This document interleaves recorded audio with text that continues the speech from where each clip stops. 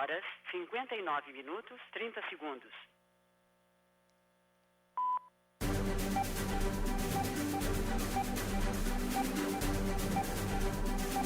Atenção, radialistas de todo o Brasil.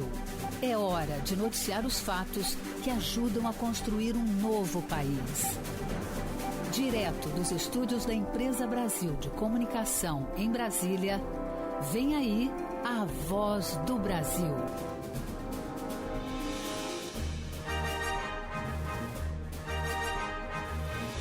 Em Brasília, 19 horas.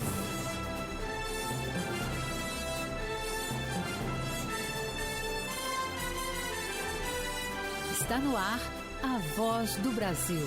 As notícias do governo federal que movimentaram o país no dia de hoje. Olá, boa noite. Boa noite para você que nos acompanha em todo o país. Quarta-feira, 22 de março de 2023. E vamos ao destaque do dia: estímulo à agricultura familiar e à qualidade na refeição dos brasileiros. Relançado o PAA, Programa de Aquisição de Alimentos. Jéssica Gonçalves. Por meio do PAA, o governo compra orgânicos de pequenos produtores e doa para pessoas em situação de insegurança alimentar e nutricional, além de restaurantes comunitários, hospitais e escolas.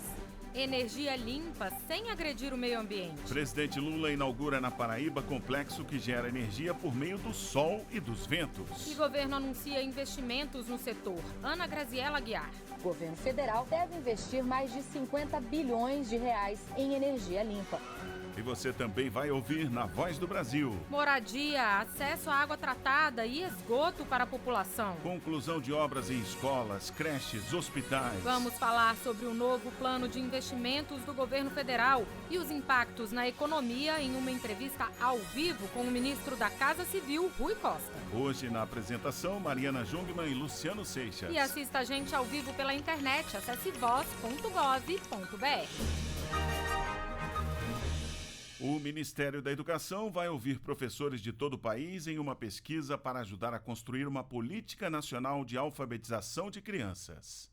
O Ministério da Educação vai realizar um estudo com cerca de 340 professores de mais de 290 cidades para definir quais conhecimentos são esperados de uma criança em relação à leitura e escrita ao final do segundo ano do ensino fundamental.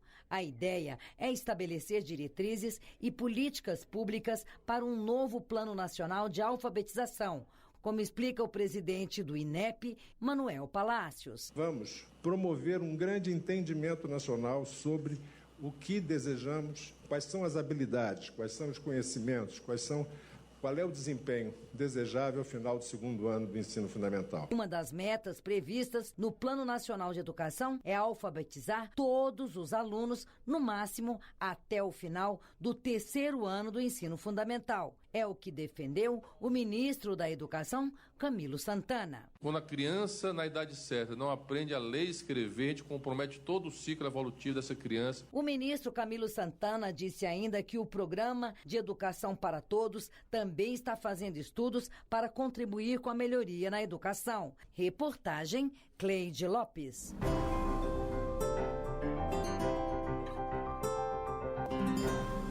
Brasil e Noruega reafirmaram a parceria no setor ambiental, iniciada em 2008, com o lançamento do Fundo Amazônia. Hoje, a ministra do Meio Ambiente e Mudança do Clima do Brasil, Marina Silva, se encontrou com o ministro do Clima e Meio Ambiente da Noruega. A Noruega comprometeu-se a apoiar o Brasil na captação de recursos adicionais para atender necessidades imediatas do país. A ministra do Meio Ambiente e Mudança do Clima, Marina Silva, destacou a importância desta parceria e falou de áreas prioritárias que serão atendidas com os recursos. A Noruega é uma pioneira. Ela fez um aporte de 1 bilhão para o Fundo Amazônia. O nosso objetivo é de ampliarmos essas doações, os mecanismos de financiamento em projetos de desenvolvimento sustentável, tanto na área de agricultura, quanto da bioeconomia, quanto de infraestrutura para o desenvolvimento sustentável, turismo. Os ministros dos dois países também concordaram que é necessário diversificar as fontes de cooperação e investimentos voltados para ações florestais e climáticas do Brasil, incluindo financiamentos públicos e privados. Reportagem Carla Fagundes. A Polícia Federal realizou hoje a Operação Sequaz para desarticular uma organização criminosa que planejava sequestrar e matar autoridades de segurança pública e do Poder Judiciário. Entre os alvos do grupo estavam agentes policiais de vários estados, membros do Ministério Público e o senador e ex-ministro da Justiça, Sérgio Moro. Foram cumpridos mandados de prisão e de busca e apreensão em Mato Grosso do Sul, Rondônia, São Paulo e Paraná. Para o ministro da Justiça e Segurança Pública, Flávio Dino, o grupo criminoso queria fazer uma retaliação e intimidar o poder público. O ministro afirmou que o enfrentamento às organizações criminosas vai ser um dos temas do encontro com os secretários estaduais de Segurança Pública na próxima semana. Nós não sabemos de todos, nós sabemos de 4 ou 5 até o presente momento, mas o que foi feito hoje, as prisões, as buscas e apreensões, é que vão definir, mediante análise do material, o alcance de todo esse planejamento. O que nos coloca, obviamente, diante da questão mais grave, que é atinente a como os sistemas de segurança, tanto federal quanto estaduais, podem se aparelhar e atuar ainda com mais força no enfrentamento dessas organizações criminosas, que é o tema que eu vou tratar na próxima semana com os senhores secretários de segurança, em reunião que eu já convidei para a próxima semana, e também, obviamente, com o senhor presidente da República no dia de amanhã. O governo federal quer estimular a atividade econômica investindo em obras por todo o país. Infraestrutura nos estados e municípios, casa própria para famílias de baixa renda, água e saneamento básico nas regiões mais secas. Algumas das apostas para favorecer esse dinamismo econômico e atender às demandas da população. E para contar os detalhes dos programas já lançados e as novidades que estão por vir, nós conversamos agora com o ministro da Casa Civil, Rui Costa. Oi, ministro, boa noite. Oi, boa noite. Quero agradecer a oportunidade. Isso, nós estamos fazendo um novo plano de investimento. Alguns estão chamando do novo PAC, mas o nome ainda será definido. Mas ele busca reunir um plano de investimento nas ações de infraestrutura, mas também na área social, incluindo aí investimentos de educação e saúde. Pois é, ministro, o senhor pode detalhar um pouco melhor para nós qual é a ideia por trás desse novo programa, se o foco será em novas obras e em quais áreas?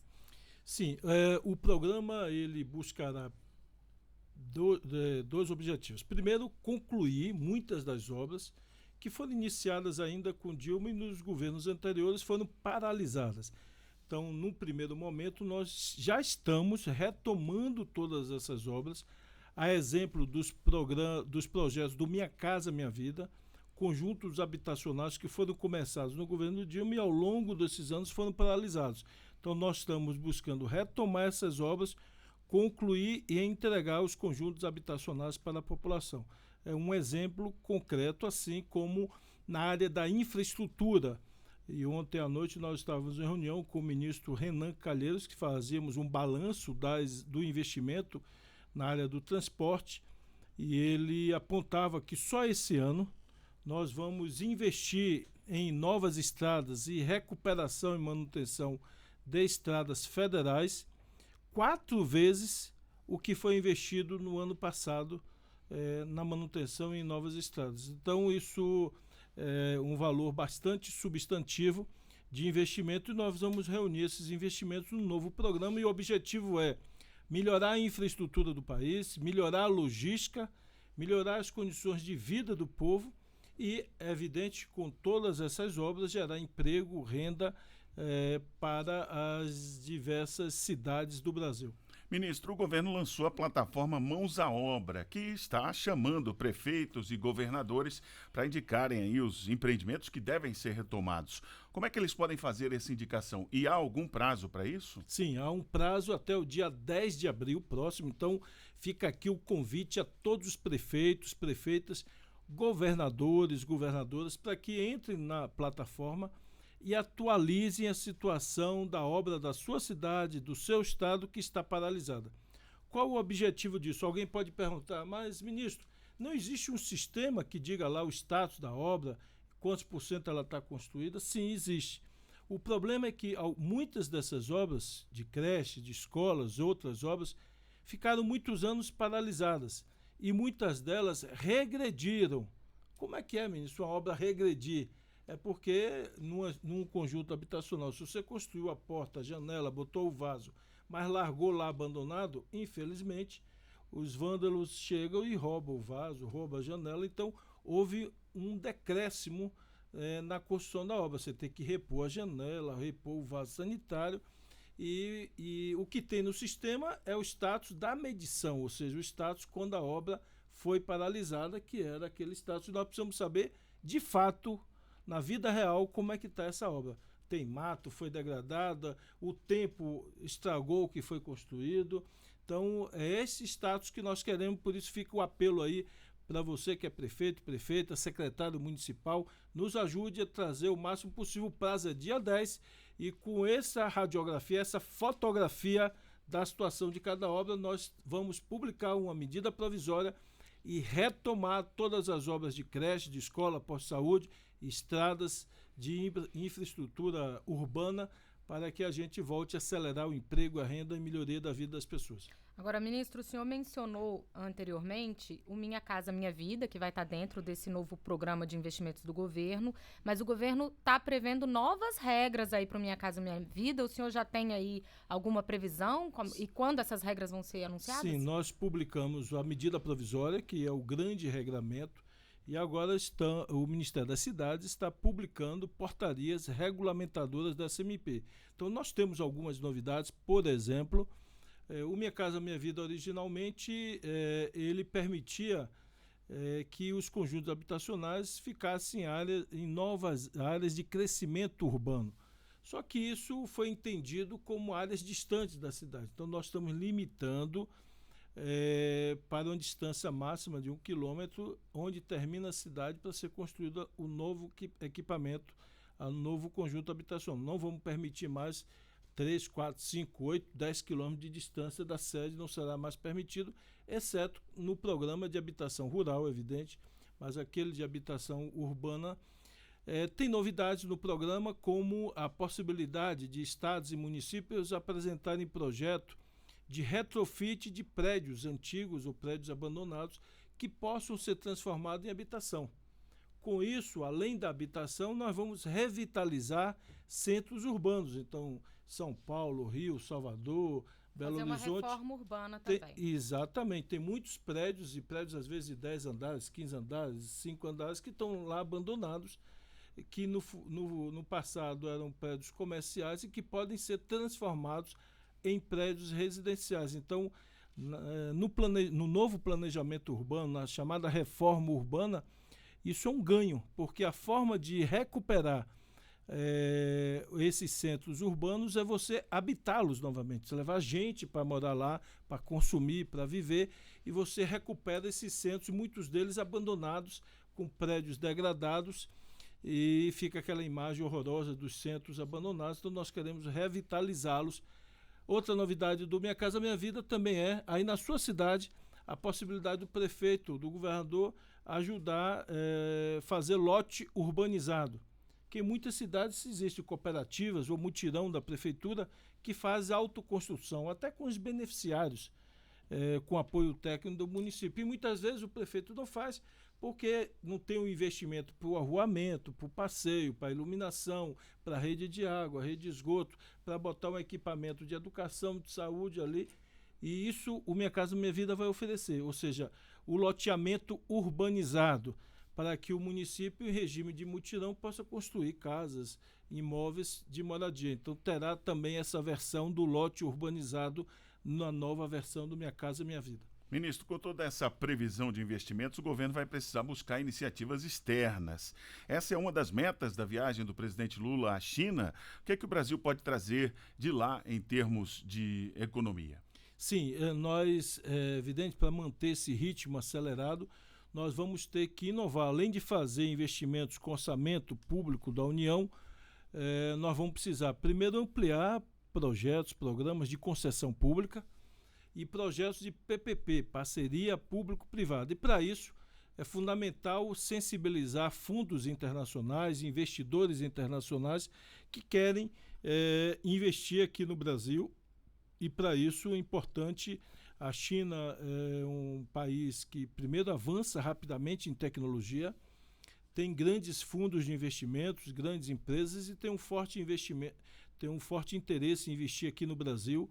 E a expectativa é grande da viagem do presidente. Muitos empresários brasileiros, uma delegação grande da área da agricultura, da indústria, uma delegação grande acompanhando o presidente. Vários termos de cooperação serão assinados, inclusive na área do agronegócio, por exemplo, credenciamento de novos frigoríficos, ampliações de parcerias. Então, é importantíssima essa relação do Brasil-China para dinamizar a economia brasileira, inclusive aumentar os investimentos na área privada. Porque na hora que você abre a compra, por exemplo, de 10, 20, 30, 50 frigoríficos brasileiros, significa que 1,5 bilhão de chineses poderão se alimentar de grãos, de carne produzidas no Brasil. Isso significa mais investimento na agricultura, mais investimento na logística, mais investimento no comércio e com a repercussão evidente na geração de emprego e renda no Brasil inteiro. Ministro, a gente já está quase chegando ao final da nossa entrevista, pois é. Mas a gente falou de moradia, falou de obras nos municípios e eu queria muito falar também com o senhor sobre o programa Água para Todos. Queria que o senhor falasse um pouco como vai funcionar esse programa e se ele será via prefeituras ou parceria público-privada aí com investimentos externos. O que é o Água para Todos? São todos os investimentos do governo federal em parceria com estados, municípios e com a iniciativa privada para levar abastecimento de água para consumo humano, consumo animal e para também o tratamento de esgotos, tratamento sanitário. Então, esse programa, esse conjunto de ações, de obras, de serviços, ele levará ao batismo do programa Água para Todos. E o presidente vai lançá-lo agora em abril, provavelmente com uma inauguração de um grande sistema de abastecimento de água. A gente está escolhendo o estado, provavelmente no Nordeste, mas esse é um programa que alcançará o Brasil inteiro. Então, são obras de construção de adutoras de água, de sistema simplificado de água, de cisterna, de barragens, de esgotamento sanitário, tratamento de resíduos, enfim. Esse programa todo nós batizamos do Água para Todos. Ele é fundamental porque, além de melhorar a infraestrutura hídrica no nosso país, ele impacta diretamente na saúde das pessoas. É bom sempre lembrar que investir no esgotamento sanitário significa investir em saúde pública e, portanto, menos pessoas com doença, menos crianças tendo contato com o esgoto, e isso impacta diretamente na qualidade de vida de todo cidadão brasileiro. São muitos assuntos importantes, ministro. Nós temos mais um minuto. Falando em investimentos externos no Brasil, levamos a pauta política econômica aqui dentro, né? O ministro da Fazenda, Fernando Haddad, está concluindo a proposta do novo arcabouço fiscal para encaminhar ao Congresso. São as novas regras fiscais para o país para garantir que as contas públicas terão bases para as despesas não extrapolarem aí a capacidade de pagamento do Brasil, né? Quem ficará responsável no governo pela negociação desse tema com os parlamentares? Olha, a responsabilidade pela relação com o Congresso é do ministro Padilha, mas é evidente que o ministro Padilha sempre conta e contará com o apoio dos ministérios envolvidos na temática que esteja em votação. No caso, com o Ministério da Fazenda, neste tema com o Ministério da Fazenda, e é importante porque a mensagem que o presidente quer passar com esse projeto que a Fazenda está concluindo, de que o governo é um governo de responsabilidade fiscal, ou seja, de ter responsabilidade com as contas públicas, mas, ao mesmo tempo, o governo não abre mão da responsabilidade social, com investimento de saúde, de educação, de abastecimento de água, de rede de esgoto. Então, o que nós queremos deixar claro é que as duas mãos e o equilíbrio das duas mãos irão funcionar. Em uma, o controle para não perder a conta dos gastos públicos, mas também a mão que cuida das pessoas, que cuida de gente, porque um governo ele é avaliado e a expectativa da população é um governo que cuida das pessoas, que cuida de gente. É isso. Bem, nós conversamos com o ministro da Casa Civil, Rui Costa. Ministro, muito obrigada pela sua entrevista à Voz do Brasil. Eu que agradeço a oportunidade, parabéns aí pelo trabalho de vocês.